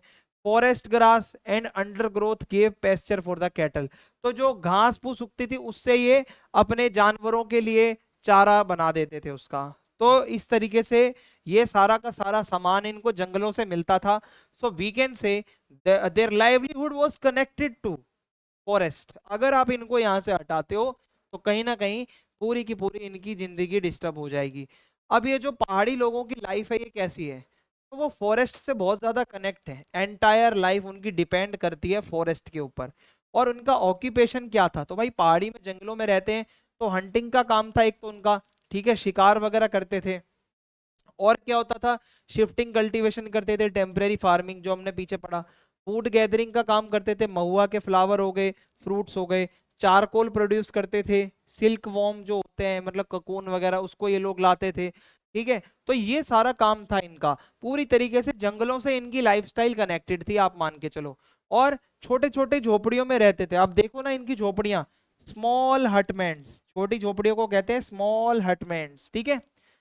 और ये मैंगो के जो ट्री होते हैं ना, देखो जहाँ पे आम उगते हैं, तो उसके नीचे बैठ के ये लोग रेस्ट किया करते थे, ठीक है। और पूरा का पूरा जो एरिया था जंगल का, वो इनकी आइडेंटिटी है। और पूरे के पूरे जंगल के एरिया को वो अपना समझते थे, अपना लैंड मानते थे। ये इनकी लाइफस्टाइल थी। इनकी सोशल लाइफ अगर मैं बताऊं, तो इनके कुछ मुखिया भी होते थे जिनको चीफ कहा जाता था। तो ये अपने पूरे ग्रुप की यूनिटी को मेंटेन करते थे। अगर किसी के बीच लड़ाई झगड़ा हो गया, पंगा हो गया, तो जो भी इनका मुखिया होगा पहाड़िया लोगों का, वो उसको सेटल करवा दिया करता था। और अगर कभी बैटल हो गई, ठीक है, दूसरी ट्राइब्स के साथ में, या पहाड़ों से नीचे जो प्लेन्स होते हैं वहां रहने वाले लोगों के साथ में, तो इनका मुखिया ही वो पूरी बैटल वगैरह को लीड करता था। इसके अलावा देखो, अब ये लोग पहाड़ों पर रहते हैं ना, तो ये कभी कभी क्या करते थे, प्लेन्स जो नीचे वाले एरिया होते हैं वहां पे रेड भी करने जाते थे, अटैक भी कर दिया करते थे ये। वहां से फिर ये लूटपाट करके आते थे। तो ये जो एग्रीकल्चर करने वाले लोग होते हैं ना, उनसे ये लोग ना बहुत ज्यादा चिढ़ते थे, प्लेन्स पे रहने वाले लोगों से। तो इनको क्या करता था कि भाई जब खाने की कमी होती थी इनकी, क्या करते थे, अटैक कर देते थे नीचे वाले लोगों को जाके, और इससे अपनी पावर दिखाना चाहते थे। Method to negotiate relations with outsiders, यानी कि मतलब आप यही मान के चलो कि ये एक ही बात कहेंगे, भाई हम रेड मारते रहेंगे, या तो आप हमसे नेगोशिएशन कर लो, नहीं तो हम रेड इसी तरीके से करेंगे। अब जमींदार लोग और व्यापारी लोग इसके रिस्पॉन्स में क्या करते थे, तो उनको रेगुलरली इनका जो चीफ होता है ना पहाड़िया लोगों का, उसको एक ट्रिब्यूट, कुछ पैसा देना पड़ता था कि भाई ये रेड वगैरह नहीं होनी चाहिए तुम्हारे ये जंगल के लोगों की, ये पैसा पकड़ो। और ट्रेडर लोग क्या करते थे, एक टोल, कुछ पैसा देते थे जब वो पहाड़ियों से गुजरते थे, कि भाई ये पैसा पकड़ो और हमें लूटपाट मत करना। और रिटर्न में जो पहाड़िया लोगों का चीफ होता था वो गारंटी देता था कि आपकी प्रोटेक्शन होगी, आपके ऊपर कोई भी एक भी पहाड़ी का आदमी अटैक नहीं करेगा। तो एक सिस्टम बना दिया इन्होंने भाई, समझ रहे हो।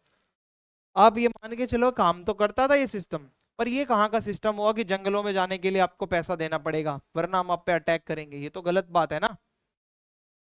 Conflict with the British and settled agriculture. होता क्या है, ये जो पहाड़िया लोग होते थे ये अंग्रेजों से बहुत चिढ़ते थे। तो लेट 18th सेंचुरी में थोड़ी चीजें बदलने लगी। तो जब ब्रिटिशर्स अपने इंडिया में आए थे ना, तो वो जंगलों को पहले तो साफ करना चाहते थे, क्लियर करना चाहते थे। जमींदार और जोतदार लोग जो होते थे, उन्होंने फॉरेस्ट को काट कर पूरा एकदम वहाँ उनको चावल के खेत बनाने थे। तो इनका एम था लैंड रेवेन्यू बढ़ाना, क्योंकि जंगलों से इनको कुछ मिल नहीं रहा था, खेती बाड़ी होगी तो कुछ पैसा आएगा। और इनको क्रॉप्स उगानी थी ताकि वो एक्सपोर्ट करें अंग्रेज, और एक अच्छा सोसाइटी का ऑर्डर बने जहाँ सेटल्ड लोग हों, जहाँ पे सिविलाइज्ड लोग हों। ये ब्रिटिशर्स का प्लान था पूरा। तो ब्रिटिशर्स का जो एटीट्यूड था, वो जंगल के लोगों को ना बहुत नेगेटिव समझते थे, बहुत ही ज्यादा गलत समझते थे। आप मान के चलो, फॉरेस्ट को वो समझते हैं ऐसा एरिया जो बहुत वाइल्ड है और अनप्रोडक्टिव है, आप जंगलों में खेती नहीं कर सकते, वो मानते थे। और फॉरेस्ट के रहने वाले लोगों को तो वो सेवेज या अनसिविलाइज समझते थे, यानी कि आप उनके ऊपर सरकार चला ही नहीं सकते, मतलब बहुत ही ज्यादा हार्ड टू गवर्न। तो वो लोगों को ये हटाना चाहते थे। तो अंग्रेजों का ये प्लान था कि जंगलों को साफ करना है और पहाड़िया लोगों को बोलना है कि भाई हंटिंग वगैरह बंद कर दो, शिकार मत करो, और उनको फोर्स करना है कि हल उठा लो और खेती करो, खेतों में लग जाओ। अब पहाड़िया लोग तो मानने वाले नहीं है भाई, उनकी लाइफस्टाइल वो इनके लिए एकदम से थोड़ी चेंज कर देंगे। तो इनके लगातार कॉन्फ्लिक्ट होते रहते थे। क्या होता था कि भाई धीरे धीरे सेटल्ड एग्रीकल्चर स्प्रेड हो रहा था, अंग्रेज कर रहे थे, तो फॉरेस्ट को धीरे धीरे काटा जा रहा था। और जो पेस्चर्स होते थे, जो चरागाह होते थे, जहाँ जानवर चरते थे, उनको भी साफ किया जा रहा था। तो हुआ क्या, पहाड़िया लोग होते थे वो अक्सर गांव वालों के ऊपर रेड कर देते थे, उनका सारा अनाज और उनके जानवरों को वो उठा के ले आते थे। तो colonist and villagers saw them as a constant threat. अंग्रेज और गांव के लोग जो नीचे रहते थे, वो अक्सर पहाड़िया लोगों को एक खतरा समझते थे। पहाड़िया लोगों को माना जाता था कि हमारे लिए खतरा है भाई, ये अटैक कर रहे हैं बार बार। तो ब्रिटिशर लोगों ने कुछ पॉलिसीज रखी कि भाई जो पहाड़िया लोग हैं इनको कैसे हैंडल करना है। तो उन्होंने बहुत ब्रूटली उनका एक्सटर्मिनेशन करने का प्रयास किया 1770s में। ब्रिटिशर्स ने पहले तो उनको वाइप आउट करने का ही प्लान बना लिया था कि भाई पहाड़िया लोग जहां दिखें अपने सोल्जर भेज के मार दो, उनको ऑन द स्पॉट ही मरवा दो। बहुत ज्यादा वॉयलेंट तरीके से मरवाया। फिर है पॉलिसी ऑफ पैसिफिकेशन। 1780s के टाइम पे क्या हुआ, ऑगस्टस क्लीवलैंड जो भागलपुर के कलेक्टर थे, उन्होंने एक प्लान बनाया कि हम पहाड़िया लोगों के जो चीफ होते हैं उनको एनुअल कुछ अलाउंसेस, कुछ पैसे दे देते हैं, और इससे क्या होगा, जो वहां के जितने भी पहाड़िया लोग हैं वो चीफ के कंट्रोल में रहेंगे। अब प्रॉब्लम क्या हुई, बहुत सारे चीफ तो ऐसे थे जो अलाउंसेस लेने से ही मना कर रहे थे, और जिन्होंने वो अलाउंसेस ले लिए, तो भाई वहां के पहाड़िया लोग कहते थे अरे हमारा तो मुखिया बिक गया, ये तो भाई कठपुतली है अंग्रेजों की, तो उसकी रिस्पेक्ट अपने ही लोगों के बीच में चली जाती थी। तो जो ये पैसिफिकेशन की पॉलिसी थी, ये तो फेल हो गई। जो इनको चाहिए था ये इनको नहीं मिल पाया इस पॉलिसी से। अब पहाड़िया लोगों का रिस्पॉन्स देखो क्या आया। हुआ क्या, मैनी विद्रू डीप इनटू माउंटेन्स, ठीक है, और कंटिन्यूड वॉर विद आउटसाइडर्स। कई लोग जंगलों के बहुत अंदर घुस गए, और कई लोग लगातार अभी भी लड़ाइयां लड़ रहे हैं, छोटी छोटी रेड अभी भी कर रहे हैं। तो memories of brutality plus force specification made them distrustful of all British officials। तो सबसे पहले तो आप देखो इनको अंग्रेजों पे भरोसा क्यों होगा, अंग्रेजों ने इनको मरवाया, अंग्रेजों ने इनसे गलत तरीके से वो पैसिफिकेशन करने की कोशिश करी, तो इनका भरोसा उठ गया था। तो इसी वजह से जब बुकानन गया था ना, तो वो उसको भी बहुत सस्पिशियस निगाहों से देख रहे थे, ये बंदा बाहर से आया है, ये कुछ गलत करने आया है हमारे साथ। तो इसी वजह से पहाड़िया लोग थोड़े जो है नेगेटिव हो गए थे। अब यहाँ पे देखो इनके लिए एक नया खतरा, अभी तक तो अंग्रेज थे ना इनके लिए खतरा, अब एक नए लोगों की एंट्री होती है जिनको संथाल कहा जाता है।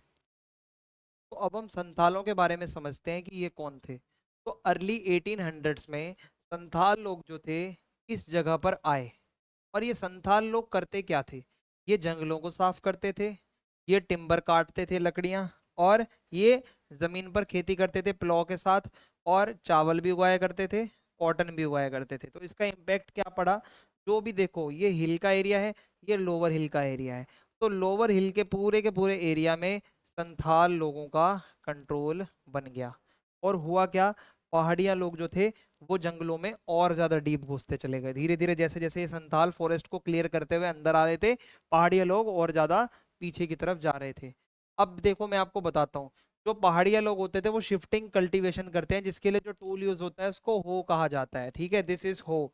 और जो संथाल लोग हैं वो सेटल्ड फार्मिंग करते हैं, वो एक जगह टिक के फार्मिंग करते हैं, तो ये लोग प्लो का यूज करते हैं। दैट्स वाई हम इसको एक हो वर्सेस प्लो का कॉन्फ्लिक्ट भी कहते हैं, ठीक है जी। तो इसी क्लैश को कहा जाता है द बैटल बिटवीन द हो एंड द प्लो।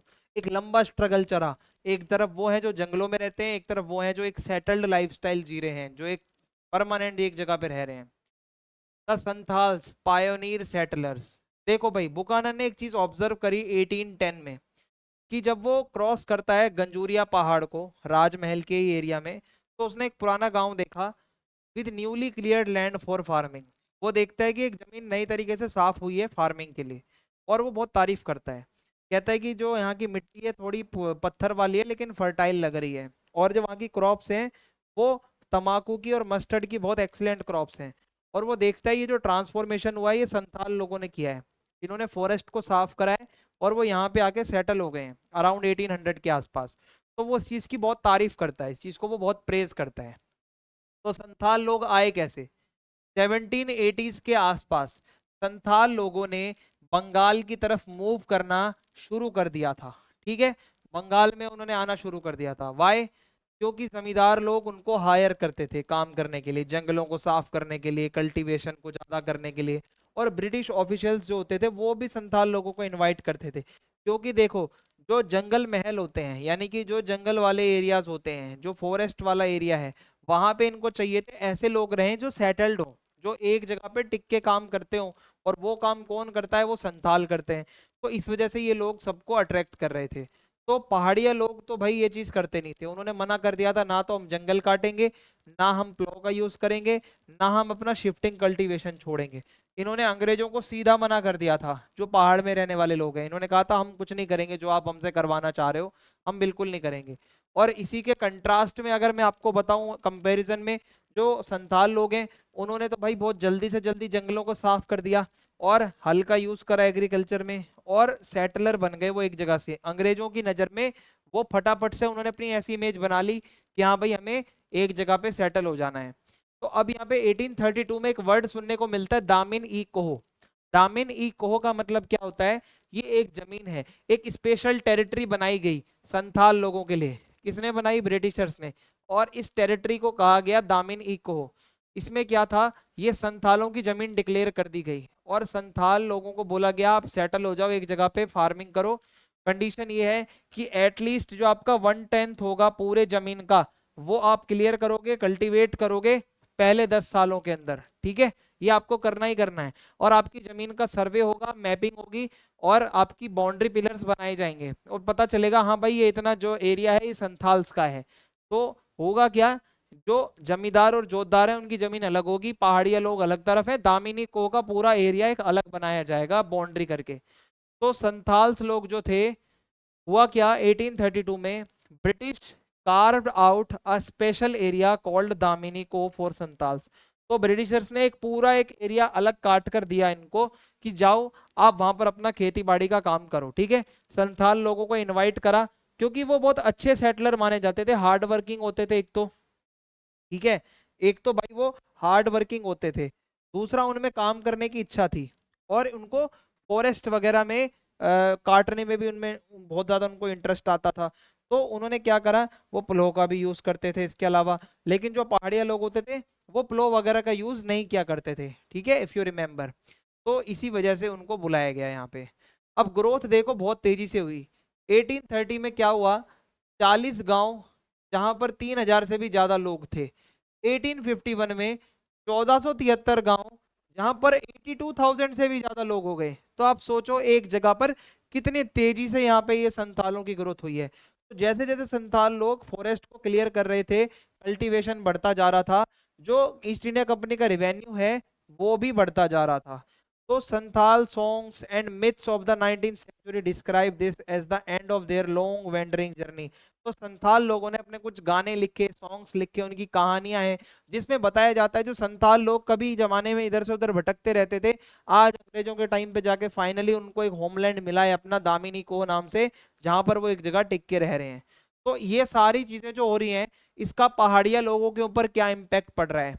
तो देखो, जो संथाल लोगों की सेटलमेंट्स जो बढ़ती जा रही हैं, तो इससे पहाड़िया लोग और ज्यादा जंगलों के अंदर घुसते जा रहे हैं। और इससे क्या होगा, जो उनका जो शिफ्टिंग कल्टीवेशन होता है, क्योंकि अब उनको फर्टाइल जमीन मिल नहीं रही है, वो थोड़ा और ज्यादा अंदर घुस गए हैं, तो वो चीज इनकी अब चल नहीं पा रही है। ठीक है, वो चीज इनकी हो गई थोड़ी सी बंद। ठीक है, और क्या हुआ भाई, forest clearing reduced opportunities for hunting and gathering. तो जब यहाँ पे जंगलों की सफाई कर दी गई तो हंटिंग और गैदरिंग जो ये लोग जिस तरीके से पहले करते थे वो अब ये उतनी ज्यादा नहीं कर पा रहे। तो over the time the Paharias became poorer. तो ओवर द टाइम जो पहाड़िया लोग होते हैं वो बहुत ज्यादा गरीब हो गए और एक अलग ही मार्जिनलाइज सेक्शन उनका बन गया, क्योंकि उनकी जमीन भी गई और उनका लाइवलीहुड भी गया। तो ये सारा मामला चल रहा है, ठीक है भाई। अब आगे देखते हैं चेंजेस इन संथाल लाइफ। तो जब संथाल लोग एक जगह पे टिक गए तो उनके भी जीवन में बहुत सारे चेंजेस आए। दामिनी को जो उनकी जमीन थी, Santhals gave up their earlier nomadic and shifting lifestyle. तो पहले जो वो एक नोमैडिक लाइफस्टाइल जीते थे, एक जगह से दूसरी जगह भटकते रहते थे, वो इन्होंने छोड़ दिया और अब ये लोग सेटल्ड फार्मर बन गए, जो कि प्लो का यूज करते थे रेगुलरली, कल्टीवेट करते थे कमर्शियल क्रॉप्स को, जैसे कि चावल हो गया, जैसे कि कॉटन हो गया, जैसे कि तंबाकू हो गया। और ट्रेडर्स के साथ भी ये जुड़ गए थे, मनी लैंडर्स के साथ भी इनके कनेक्शन अच्छे हो गए थे। सो कहने का मतलब है इनकी लाइफ में ये बहुत बड़ा ट्रांसफॉर्मेशन है। एक तरफ जहां पहले ये इधर उधर हांटते रहते थे, घूमते रहते थे, अब इनको एक परमानेंट सेटलमेंट, एक जगह पे जमीन मिल गई थी, तो भाई लाइफ तो बदलेगी। लेकिन ये लाइफ देखो भाई, अंग्रेज किसी के सगे नहीं थे, उन्होंने थोड़े टाइम बाद अपने असली रंग दिखाए। तो हुआ क्या, सबसे पहले तो इनके जमीन के ऊपर का टैक्स बढ़ा दिया उन्होंने।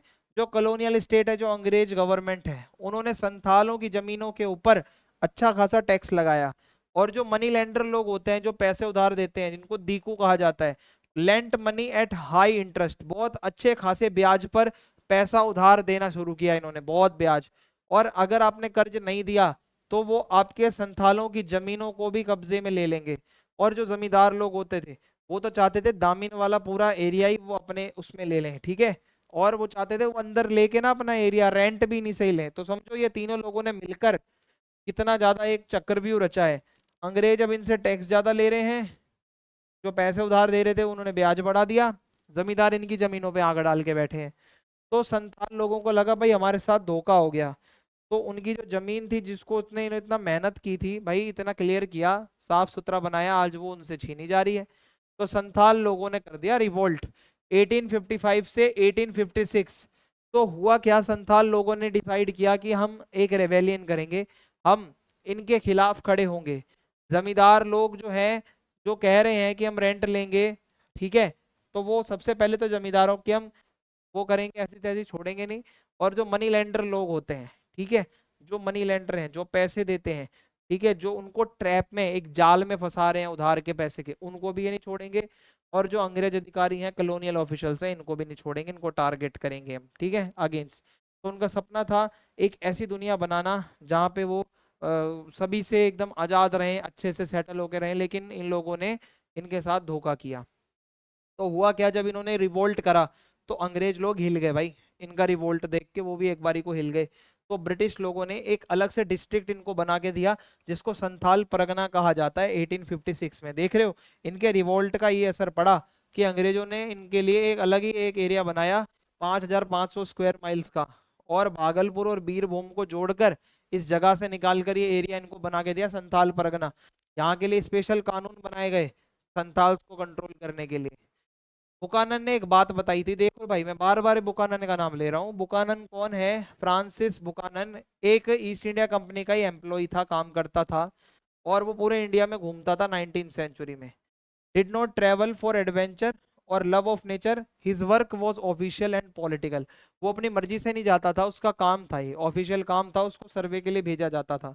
और जब भी वो जाता था तो बहुत ही एकदम सर्वेयर्स उसके साथ होते थे, कूली होते थे, डॉट्समैन होते थे, प्लैंक्विन बेयरर्स होते थे, सब उसके साथ रहते थे, ठीक है। तो उसका जो भी सर्वे होता था उसकी फंडिंग ईस्ट इंडिया कंपनी से आती थी।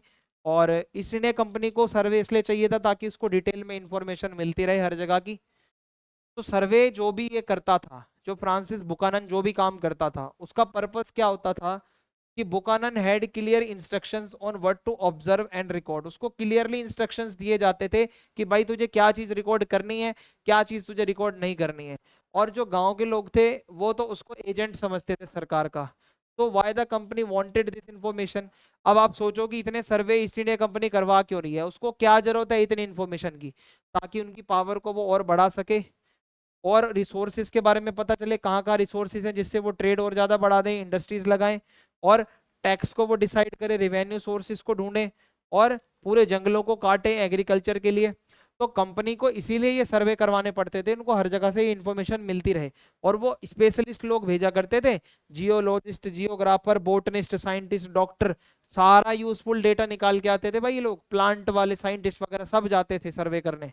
तो आप मान के चलो ईस्ट इंडिया कंपनी का तगड़ा ही प्लान था पैसा छापने का।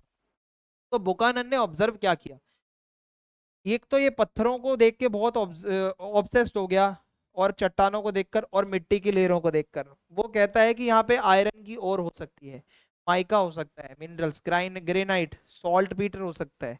तो वो देखता है कि यहाँ पे सॉल्ट मेकिंग वगैरह भी यहाँ पे हो सकती है, आयरन की माइनिंग भी हो सकती है। तो always thought in terms of commercial use, what could make profit for the company. तो वो हमेशा यही ऑब्जर्व करता था कि कंपनी के लिए क्या चीज फायदा कर सकती है और क्या चीज फायदा नहीं कर सकती। तो वो बहुत ही चालाक था।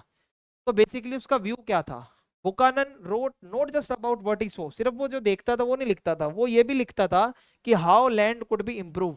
कि हाँ, वो अपने एक उसमें नोट ये भी लिखता था कि ऐसी तो जमीन है, पर अगर हम इसमें ये करें तो ये हम क्रॉप्स उगा सकते हैं, ये पेड़ों को काटना चाहिए, ये पेड़ों को लगाना चाहिए। तो वो पूरी एक डिटेल्ड रिपोर्ट तैयार करके देता था अंग्रेजों को, ठीक है। तो उसका जो विजन होता था उसी से ही ब्रिटिशर्स का फायदा होता था, जो भी उनका कमर्शियल बेनिफिट होगा, जो भी है, ये सारी की सारी चीजें उसी के डेटा पे डिपेंड थी। और फॉरेस्ट में जो लोग रहते थे ये उनका बहुत ही क्रिटिक था। वो कहता था ये प्राइमेटिव लोग हैं, बहुत जंगली हैं, आदिवासी टाइप हैं, और ये मानता है कि जो भी जितने जंगल हैं उनको फार्म लैंड बना देना चाहिए, वहां पे हमें खेती करनी चाहिए, ऐसा ये बताता था जाके। अब हमारा अगला टॉपिक है a revolt in the countryside, the Bombay Deccan. अब मैं आपको यहाँ पे बताऊंगा, एक बंबई के अंदर डेक्कन में जो पूरा एरिया है, उधर एक रिवॉल्ट हुआ गांव के अंदर। तो देखते हैं हुआ क्या, पीजेंट रिवोल्ट 1875 में। हम रिवोल्ट को क्यों पढ़ रहे हैं, तो रिवोल्ट का मतलब होता है क्रांति करना, जो आपके अंदर का गुस्सा है वो आप निकाल रहे हो, है ना, किसान लोग। तो रेबल्स लोग क्या करते हैं, जब उनके साथ अन्याय होता है तो वो अपने लिए खड़े होते हैं और आवाज उठाते हैं। रिवोल्ट जब होता है तो कॉलोनियल जो भी स्टेट है, जो ब्रिटिशर्स हैं, वो देखेंगे कि इन्वेस्टिगेट करेंगे आखिर ये रिवोल्ट हुआ क्यों, और उसका सॉल्यूशन क्या हो सकता है, उस पर वो डिसाइड करेंगे फिर कुछ। तो इससे क्या होगा, ये जो रिवोल्ट्स हो रहे हैं ना, ये भी हमें बहुत कुछ बता रहे हैं उस टाइम के बारे में। तो बैकग्राउंड देखो, 19th सेंचुरी का जो अपना इंडिया था, वहां पे बहुत सारे पीजेंट रिवोल्ट हुआ करते थे। जो भी मनी लैंडर होते हैं, जो ब्याज पे पैसे देते हैं, जो जो अनाज खरीदने वाले लोग हैं, उनके अगेंस्ट बहुत रिवोल्ट होते थे, क्योंकि ये लोग ना बहुत धोखाधड़ी किया करते थे। तो एक्सप्लॉइटेशन बहुत ज्यादा होता था। एक तो जब वो लोन देते थे तो अच्छा खासा ब्याज लगाते थे उस पे। फिर जो ट्रेड होता है, जो वो सामान खरीदने बेचने जाते हैं, वहां पे घपलेबाजी होती है। तो दक्कन के अंदर 1875 में वेस्टर्न इंडिया में, बेसिकली ये जो आपका वेस्टर्न इंडिया वाला पार्ट है, ये वाला, यहाँ पे आपका बहुत ज्यादा रिवोल्ट देखने को मिलता है। द डेक्कन रिवोल्ट 1875 में आपको बताता हूँ हुआ क्या था। पूना के अंदर सूपा नाम की एक जगह है, वहां से ये शुरू हुआ था। सूपा एक मार्केट विलेज है जहाँ पे बहुत सारे साहूकार हैं, यानी कि एक ऐसा गांव है जहाँ मार्केट है, लोग मनी लेंडर वहां पे बहुत हैं जो पैसे उधार देते हैं। तो 12 मई 1875 को जो कुछ पीजेंट्स थे, रैयत, उन्होंने साहूकार लोगों के ऊपर अटैक कर दिया। डिमांडेड बही खाता, यानी कि जो उनके उधार की बुक है बही खाता, वो हमें दिखाओ, हमें देखनी है। और इन्होंने क्या करा, जो भी खाते थे, जो भी बॉन्ड थे, जो साइन करे थे एग्रीमेंट, वो सब जला दिए। किसानों ने बोला कि इधर दो, तुम हमें लूटोगे, हम तुम्हारा सब जला देंगे। इनके ग्रेन्स की शॉप लूट ली किसानों ने, साहूकारों के घर जला दिए। तो मान के चलो बहुत तगड़ा रिवोल्ट हुआ, ठीक है। और धीरे धीरे सूपा से होते हुए ये आपका पूरा रिवोल्ट अहमदनगर तक पहुंच गया। 6500 स्क्वायर किलोमीटर तक ये पूरा रिवोल्ट फैल गया। 30 से ज्यादा गांव इससे अफेक्ट हो गए। तो आप मान के चलो ये कि मतलब इतना ज्यादा ये रिवोल्ट आगे फैल चुका था। हर जगह इसका पैटर्न सेम था, पहले साहूकार लोगों पे अटैक होता है, फिर उनके बाद जितने भी उनके अकाउंट बुक्स हैं, जो उनके बही खाते हैं, वो जला दिए जाते हैं। जो भी बॉन्ड एग्रीमेंट्स हैं, जो लोन लिया था जब किसानों ने, वो जला दिए। तो साहूकार लोग घर छोड़ के भाग गए, गांव छोड़कर भाग गए, अपनी प्रॉपर्टियां छोड़कर भाग गए। तो ये तब होता है जब कोई भी किसान परेशान होकर रिवोल्ट करता है। तो यहाँ पे रिएक्शन क्या आया ब्रिटिशर्स का, इनको ये डर लग रहा था दोबारा से 1857 जैसा रिवोल्ट ना हो जाए। अब आप सोचो 1857 में क्या हुआ था, अगले चैप्टर में आपको मैं पढ़ाऊंगा। 1857 में पूरे इंडिया में रिवोल्ट हुआ था जी, हर जगह से रिवोल्ट हो रहा था अंग्रेजों के खिलाफ। अंग्रेजों ने बहुत तंग कर दिया था इंडिया वालों को। तो पुलिस पोस्ट लगाई गई, अंग्रेजों ने गांव के अंदर पुलिस पोस्ट बनाई और सैनिक भेजे गए। इस रेबेलियन को सप्रेस करने के लिए, जो आवाज आ रही थी उसको दबाने के लिए।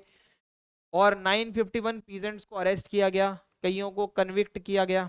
तो इसमें शांत करने में बहुत महीने लग गए, पर एट द एंड गांव कंट्रोल में आ गया। तो हुआ क्या, ये मामला देखते हुए एक नया रेवेन्यू सिस्टम इंट्रोड्यूस किया गया। तो बंगाल तक ही था वो परमानेंट वाला, जो परमानेंट सेटलमेंट था। आगे क्या हुआ कि भाई प्रॉब्लम ये आई कि आफ्टर 1810 क्रॉप प्राइसेस रोज। तो हुआ क्या, परमानेंट में तो इन्होंने ये था हमेशा के लिए एक रेट फिक्स करना था 100 रुपए। अब आप ये मान के चलो कल को ये क्रॉप का प्राइस बढ़ जाए, 500 हो जाए, तो अंग्रेजों का क्या फायदा इसमें, वो तो 100 ही रुपए फिक्स करके बैठे हुए हैं, है ना। तो अब इन्होंने क्या करा कि भाई जमींदार लोग जो है वो ज्यादा पैसा छाप रहे हैं, अंग्रेजों को कोई पैसा मिल नहीं रहा है, तो स्टेट का रेवेन्यू फिक्स था, तो कंपनी को इसमें लॉस हो रहा था। तो इन्होंने क्या करा, 19th सेंचुरी के आसपास जो भी नई टेरिटरीज इन्होंने एनेक्स करी, अंग्रेजों ने जो नए नए एरियाज इनके अंडर में आए, इन्होंने वो पुराना वाला सिस्टम वहां पे नहीं लगाया। क्या हुआ, 1820 में British officials were influenced by David Ricardo's economic idea. तो जो अंग्रेज अधिकारी थे वो डेविड रिकार्डो के आइडिया से बहुत ज्यादा इन्फ्लुएंस थे। उन्होंने अपनी थ्योरी में बताया, a land owner should only get average rent, any extra income should go to the state as tax, otherwise land owners would just become rentiers instead of improving land. तो officials believed Bengal zamindars had become exactly that, lazy रेंटियर्स।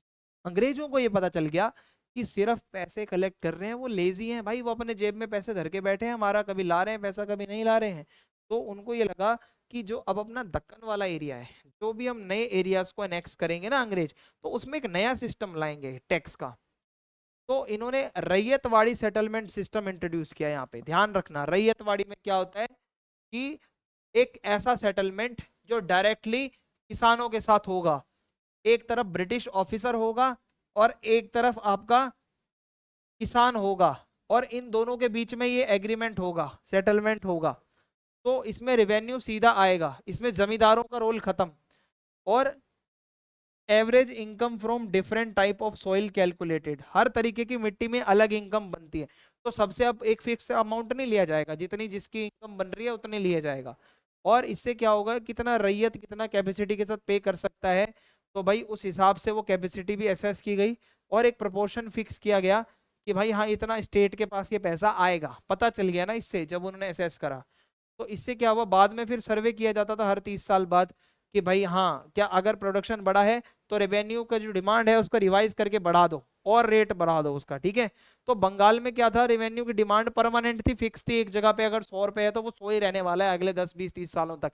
लेकिन यहाँ पे इन्होंने flexibility ला दी, अब सीधा किसानों से ये बातें कर रहे हैं। तो रेवेन्यू डिमांड क्या हुआ, देखो भाई, पहला रेवेन्यू सेटलमेंट 1820 में आया था। रेवेन्यू डिमांड जो होती थी वो बहुत हाई होती थी, तो बहुत सारे जो किसान होते थे वो पे नहीं कर पाते थे, ठीक है। और होता क्या था कि डेजर्टेड विलेजेस एंड माइग्रेटेड, तो कोई इधर उधर हो जाता था, स्पेशली जो ऐसे एरिया जहाँ की जमीन अच्छी नहीं है, मिट्टी अच्छी नहीं है, जहाँ बारिश पूरी नहीं होती, वो बेचारे भर ही नहीं पाते थे जो इनका टैक्स होता था। तो हुआ क्या, जब रेन नहीं होगी तो आपकी जो क्रॉप्स हैं, जो हार्वेस्टिंग है वो फेल हो जाएगी, तो पीजेंट्स पे नहीं कर पाएंगे आपका पैसा। But collectors wanted to prove efficiency, extracted payments harshly, तो इन्होंने बहुत गलत तरीके से वो पैसा निकालने की कोशिश करी इनसे। तो हुआ क्या कि क्रॉप्स को सीज कर लिया, फाइन्स लगा दिए पूरे गांव के ऊपर, तो इनके ऊपर बर्डन आ गया। चाहे आपकी हार्वेस्टिंग सीजन अच्छा रहा हो चाहे खराब रहा हो, जो भी कलेक्ट करने कलेक्टर आ रहा है उसको अपने पैसे चाहिए, पैसे से मतलब है, पैसे नहीं दोगे तो वो आपको पनिशमेंट देगा। तो हुआ क्या, क्राइसिस बहुत ज्यादा हो गए। 1832 के आगे क्या हुआ, एग्रीकल्चरल जो प्राइसेस थे वो बहुत ज्यादा नीचे गिर गए, और ये 15 साल तक लो रहे। तो 1832 से 34 तक एक अकाल पड़ा, फेमाइन आया, जहां पे कितने जानवर मर गए, 1/3। और आप मान के चलो half of the human population उस एरिया की मर गई। जो थोड़े बहुत सर्वाइवर बचे उनके पास खाना नहीं बचा था। तो जो रिवेन्यू अरियर्स थे, यानी कि अगेन जब इतनी प्रॉब्लम आ जाएगी, अब कोई किसी ने पे नहीं किया है भाई, वो पैसा सारा बकाया है, अब ये क्या होगा। अब अगर सरवाइव करना है तो आपको पैसा उधार किसी से तो लेना पड़ेगा, अगर आप जिंदा बचे हो तो आपको पैसा उधार लेके अपना रिवेन्यू देना पड़ेगा। चाहे आपको सीड्स खरीदनी है, कैटल खरीदने हैं, या आपको खाना खरीदना है, अब पैसे तो चाहिए, है ना। अब इधर तो अकाल पड़ गया था, पैसे बचे नहीं है, तो अब होगा क्या, अगर आप ये मान लो एक बार अगर आपने लोन ले लिया तो आप दोबारा उसको पे तो कर ही नहीं पाओगे, क्योंकि इंटरेस्ट इतना ज्यादा होता था, वो साइकिल चलता ही रहता था, चलता ही रहता था, ब्याज ही खत्म नहीं होता था। तो 1840s तक आते आते जो अंग्रेज अधिकारी थे उन्होंने नोटिस किया कि हर जगह पे जो गांव हैं वहां पे लोगों के ऊपर जो डेब्ट है वो बहुत ज्यादा बढ़ चुका है। ठीक है, तो अब क्या हुआ, रिकवरी कैसे होगी। तो ब्रिटिशर्स को एक चीज रियलाइज हो गई कि 1820s में रेवेन्यू डिमांड बहुत ज्यादा हार्श थी, तो इकोनॉमी कोलैप्स होने वाली थी, जहां जहां भी अंग्रेजों ने ये सब सिस्टम लगा रखे थे। तो रेवेन्यू रेट्स को थोड़ा मॉडरेट किया गया ताकि भाई फार्मिंग इंकरेज हो सके थोड़ा। भाई फार्मिंग बिल्कुल ही बंद हो जाएगी तो कैसे चलेगा।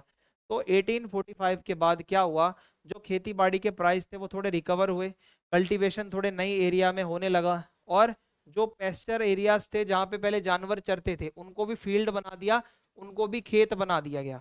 और हुआ क्या, एक्सपेंशन अगर आपको करना है तो आपको सीड्स चाहिए होंगे, आपको प्लॉज चाहिए होंगे, कैटल चाहिए होगी, जमीन चाहिए होगी। तो पीजेंट्स लोग दोबारा अब ये सारी चीजें चाहिए तो आपको पैसा उधार लेना पड़ेगा। पैसा कौन उधार देगा, मनी लेंडर। मनी लेंडर क्या करेगा, आपसे लेगा ब्याज। तो ये सारा मैटर है। अब देखो डेक्कन के अंदर क्या हुआ कि एक बैकग्राउंड बताता हूँ आपको। कॉटन जो पूरा आता था ब्रिटेन का वो अमेरिका से आता था 1860 से पहले। 3/4 जो ब्रिटेन का कच्चा कॉटन है वो अमेरिका से आता था। लेकिन इनको एक डर था, अगर ये अमेरिका से आने वाली सप्लाई अगर बंद हो गई तो हम क्या करेंगे। तो 1857 में क्या हुआ, कॉटन सप्लाई एसोसिएशन बनी ब्रिटेन के अंदर। 1859 में मैनचेस्टर कॉटन कंपनी बनाई गई। इनका गोल था कॉटन की कल्टीवेशन को पूरी दुनिया में बढ़ाना है, खासकर इंडिया में, कि कल को अगर मान लो अमेरिका में कोई सीन हो जाता है तो हमारे पास एक दूसरा सोर्स भी कॉटन का होना चाहिए।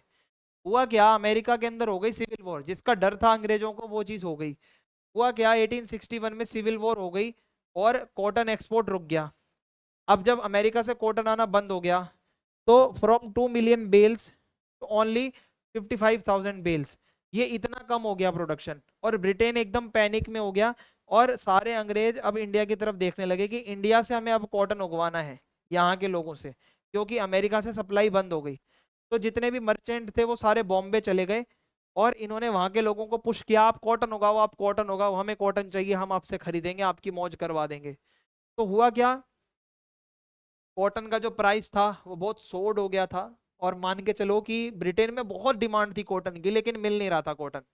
तो मर्चेंट्स लोगों ने क्या करा, export merchants, urban sahukars, rural money lenders, money lenders ने क्या करा, अपना सारा का सारा पैसा जो है पीजेंट्स को दिया। अगर मैं आपको बताऊं इसमें ये कहानी में क्या कहा जा रहा है, तो देखो जो भी मर्चेंट्स वगैरह होते हैं उनको ये चाहिए था कि वो भाई जाएंगे और अपना अर्बन साहूकार वगैरह जो लोग होंगे, ठीक है, जो शहर के साहूकार हैं, वो क्या करेंगे, अपना पैसा देंगे रूरल मनी लैंडर्स को। रूरल मनी लैंडर्स जो होंगे वो किसानों को अपना पैसा देंगे, ठीक है, और वो जब पैसा होगा उसी से वो सामान खरीदेंगे और खेती करेंगे। तो हुआ क्या, जो रैयत लोग हैं उनको बहुत इजीली पैसा मिल गया। गॉट 100 एडवांस फॉर ईच एकड़ ऑफ कॉटन दे प्लांटेड, और जितना भी कॉटन उन्होंने उगाया उसका एडवांस में उनको 100 रुपए भी मिल जाया करता था।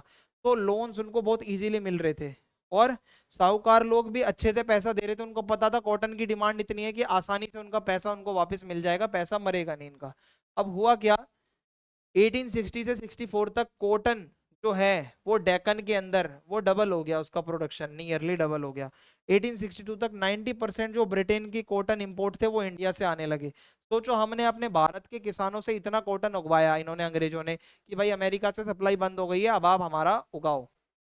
हुआ क्या, तो कुछ किसानों को फायदा भी हुआ लेकिन बहुत सारे किसानों को सफर करना पड़ा, क्योंकि उन्होंने हैवी लोन ले लिए कॉटन उगाने के लिए, उनको लालच दे दी ना, आप उधार लो, कुछ भी करो, कॉटन उगा दो, सारा कॉटन हम खरीद लेंगे अच्छे रेट में आपसे।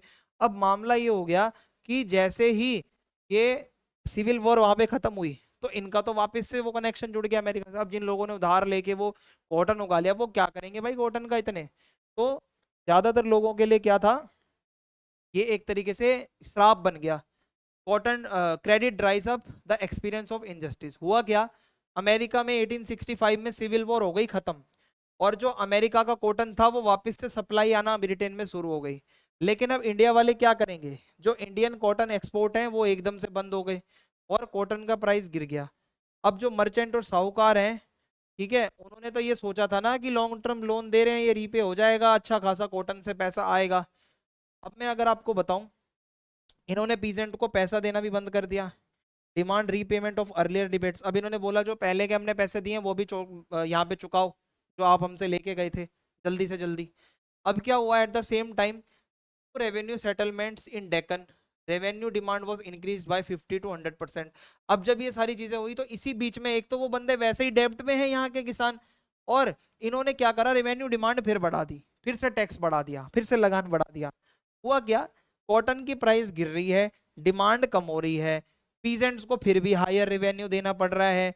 तो पीजेंट्स लोग जो है फिर मनी लेंडर पे जाएंगे, मनी लेंडर बोलेंगे कि भाई देखो भाई, हमें ये आपके ऊपर भरोसा नहीं है, आपका कॉटन बिकेगा नहीं और आप हमें फंसवा दोगे हमारे पैसे को। सो पीजेंट तो फंस गए ना, हेल्पलेस हो गए। तो हुआ क्या, एंगर इतना ज्यादा था कि भाई अर्लियर एक कस्टम होता है, एक एक कुछ एक रीति रिवाज होते हैं भाई। अगर आप किसी को पैसा उधार दे रहे हो, मान लो आप 100 रुपए दे रहे हो, तो ब्याज इतना मत दो कि आप 100 रुपए से ज्यादा ब्याज ले लो, मतलब जो आपका मूलधन है, मूलधन से ज्यादा, प्रिंसिपल अमाउंट से ज्यादा इंटरेस्ट आप मत लो। अगर लोन 100 रुपए है तो इंटरेस्ट 100 रुपए से ज्यादा नहीं होना चाहिए। ये एक बेसिक सी बात है, उस टाइम पे चलती थी। और क्या होता था, इसको भी तोड़ दिया गया कि भाई 100 रुपए के लोन पे एक किसान से 2000 रुपए का ब्याज लिया गया। ये तो बहुत ही अन्याय हो गया, ये तो बहुत ही एक्सप्लॉइटेशन है। और अगर मैं आपको बताऊं, लिमिटेशन लो आया, मैनिपुलेशन बाय मनी लेंडर्स, ये कितने ज्यादा तेज होते थे कि loan bonds valid only for 3 years, aim prevent accumulation of endless interest, money lenders made ryot sign new bonds every 3 years। हर 3 साल बाद ये नया साइन करवाते थे भाई, और नया बॉन्ड बना देते थे उसमें इंटरेस्ट वगैरह बढ़ा के। और अनपेड बैलेंस, आपका लोन पहले से है प्लस आपका इंटरेस्ट जो आपका ब्याज है वो जोड़कर फिर से फ्रेश इंटरेस्ट उस पे भी लगाया जाएगा पूरा जोड़ के। सोच रहे हो, मेन पैसा, उसका ब्याज नहीं दिया, वो पैसा जोड़ के फिर उस पे भी ब्याज, वो चक्कर में ही फंसा दिया एक तरीके से इनको। फिर क्या हुआ, जब कोई किसान रीपेमेंट करता था तो उसको ये रिसीट नहीं देते थे, बॉन्ड में जो नंबर भरते थे वो गलत भर देते थे ये। और इन्होंने क्या करा, हार्वेस्ट जो होता था, क्रॉप वगैरह होते थे, उसको कम रेटों पे खरीदा। अल्टीमेटली पीजेंट्स की जमीनें जितनी भी ले दे के थी उनके पास, वो भी उनसे छीन ली गई। तो अब आप एक बात बताओ, जब इतना कुछ होगा तो ये बेचारे पीजेंट लोग क्या करेंगे, चुप करके बैठेंगे? कि बिल्कुल भी चुप करके नहीं बैठेंगे, क्या करेंगे। अर्लियर ज्यादातर क्या होता था, जो लोन दिया जाता था वो एक इनफॉर्मल ट्रस्ट पे दिया जाता था, पर ब्रिटिश रूल के टाइम पे हर ट्रांजैक्शन को लीगलाइज करा गया रहा कि भाई आप अगर कोई लोन ले रहे हो तो आपको एक साइन करना पड़ेगा, कॉन्ट्रैक्ट होगा, ताकि कल को आप कोर्ट में जा पाओ, हम भी कोर्ट में जा पाए। ठीक है, प्रॉब्लम क्या थी, अब वो साइन करते थे या अंगूठा लगाते थे, उनको टर्म एंड कंडीशन पढ़नी आती नहीं थी, तो कभी कभार वो उनको लूट लिया जाता था, टर्म एंड कंडीशन उल्टी सीधी होती थी। और तो उनको बहुत डर होता था कि ये लिखा क्या हुआ है, पर उनके पास कोई ऑप्शन भी नहीं था। ओवर द टाइम क्या हुआ, peasant came to associate their misery with these deeds and bonds, यही बॉन्ड साइन कर करके बेचारे वो फंस गए, उन पे ऐसी ऐसी टर्म एंड कंडीशन थी जो इनको पता भी नहीं चल रही थी। तो अब यहाँ पे डेक्कन रैयत कमीशन बनाई गई। इसका काम क्या था, 1875 में डेक्कन पीजेंट्स रिवोल्टेड, भाई दक्कन के अंदर किसानों ने रिवोल्ट करा। इन्होंने क्या करा, सारे बही खाते वगैरह जला दिए, शाहूकार पे अटैक कर दिया। बॉम्बे की जो गवर्नमेंट थी पहले उसने सीरियस नहीं लिया इसको, लेकिन जो गवर्नमेंट ऑफ इंडिया है वो बहुत ज्यादा डरी हुई थी, क्योंकि 1857 का रिवोल्ट बहुत खतरनाक था, इनको लग रहा था दोबारा ऐसा कुछ ना हो जाए। तो बॉम्बे गवर्नमेंट के ऊपर प्रेशर किया गया कि भाई इंक्वायरी करो ये हो क्यों रहा है ऐसा।